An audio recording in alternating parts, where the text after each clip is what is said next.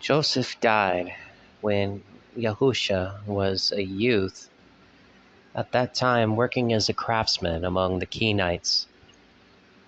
After Yahusha had been away a long time, he returned to the house of his brothers.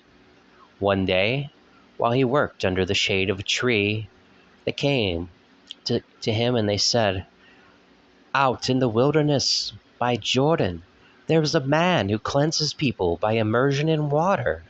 He claims strange knowledge. He calls himself the Forerunner. We are going to see what he teaches." Yahusha said, "I have heard of these things. Surely, as the son of our forefather, Ishai, prayed to be cleansed of his secret faults and presumptions, the sons of our father should not stand aloof from cleansing. I'll go with you." The brothers of Yahusha said, "This man is called Yohanan," that is John the Baptist. "He heralds the coming of an enlightener, who will be an all-wise instructor in goodness. He himself does not bear this new light which will dispel the darkness in men's minds.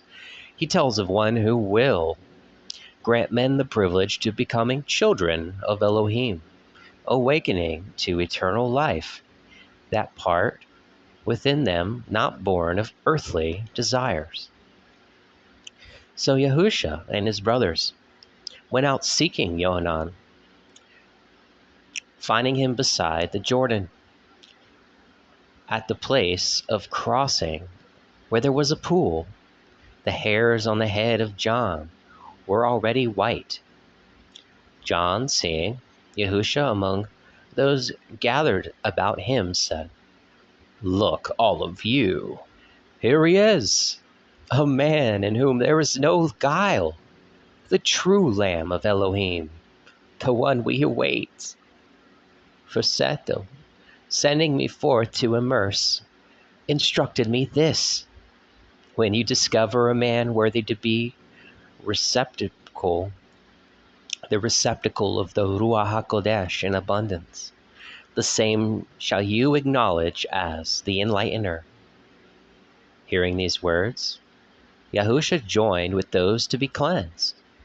But when he stood before the forerunner in the water, John said, "You have greater powers of cleansing than I, yet you come to me?" Yahusha replied, "The power to cleanse and revitalize with the Ruah is not in man, but in the Ruah which fills man. It is important each should be allowed to do whatever he is called upon to do." Yahusha asked of John the Baptist, "What do you know about me?" John said, "Years gone by, I had a vision of three lights of the heavens, and as the sun sank, so they rose. A flame of fire went up over Jerusalem. Smoke filled the temple, and a star fell down into Judah. The meaning I know, for it was this: the deliverer is born.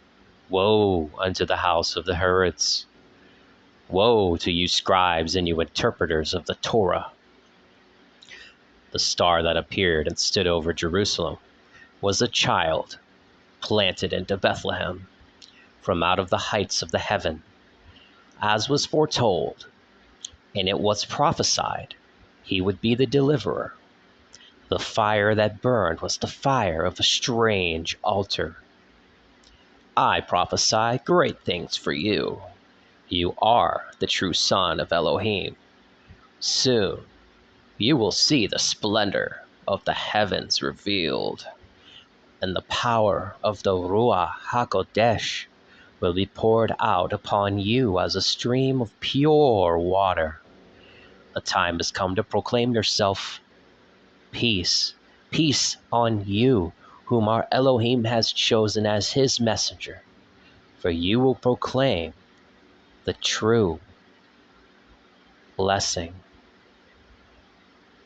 Strengthen your heart, for the road ahead is steep and stony. No man is hated so much as one who tries to point out the defects in character and the attitudes and seeks to guide men along the path of right and beneficial living. Then John took Yahusha down to the river and immersed him, and he was overshadowed by the Ruah HaKodesh and became fully filled with the power. So his face glowed, and the people wondered. They were bewildered. Wow. They did not understand. Yet the face of their forefather Moses had also glowed after he had been in the presence of the Ruah HaKodesh of the Most High Yah. John said, "Go and wait upon the mountainside nearby." Later, John went to join Yahusha and told him that he was the Anointed One, but should not yet make this known to the people. Then John prayed this: "We give thanks, O Yahweh, with beings purified through realization of our misdeeds, and Ruah, reaching upward to commune with you. It is by your power alone we have seen the light of truth manifested and come to know the secret of your hidden name. In humility, we call you by the name of Father, because you've shown us a Father's compassion and kindness. Yes, loving Mother as well. And because we know you chastise and you discipline us after the manner of a father, you have granted us freedom of activity, that we may enjoy the blessing of life. We have been saved by the waters of your affection. We approach you as the only good and great being. We ask only that we be united with you in the waters of the Ruah and never become separated from the source of life. You never will be." This is how John testified concerning these events. "On that day, the Ruah outflowing from Elohim came with a great surge of power. I did not know this man from others, but seeing him I recalled what I had been told by those who gave me power to cleanse with water." Interesting. They had said, when you find someone so filled with the power of the Ruah HaKodesh, he can hardly contain it. You will know him for the one who will immerse with the cleansing power of the Ruah HaKodesh. I have experienced this power, and I testify that this man is the true Son of Elohim, the Enlightener and the Deliverer. Psh, wow. John left Yahusha on the mountainside, where he stayed 3 days fasting and communicating with the powers above. Then he went back to the riverside.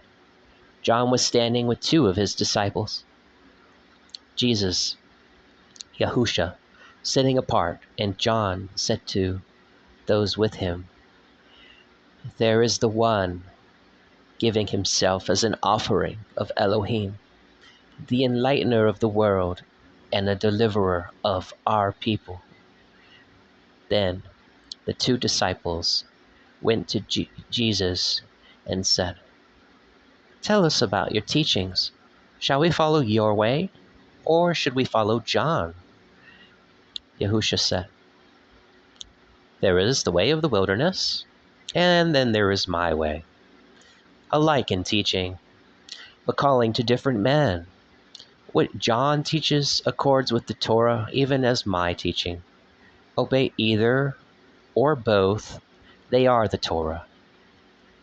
From that day forth, Yahusha had power to heal the sick and to do many things. But he went out into the wilderness bordering the Jordan, uncertain about his next move. And while there, he was hungry and thirsty. He fasted. He fought with the flesh, resisting the temptation to go down among the habitations of men and use his power for selfish ends. I see. The same Ruah of Yah, which overshadowed Yahusha, also overshadows the creation. It enlightens outer darkness and bestows life, and it is eternal. John was one of those who can see the Ruah of man. Ruah means spirit, by the way.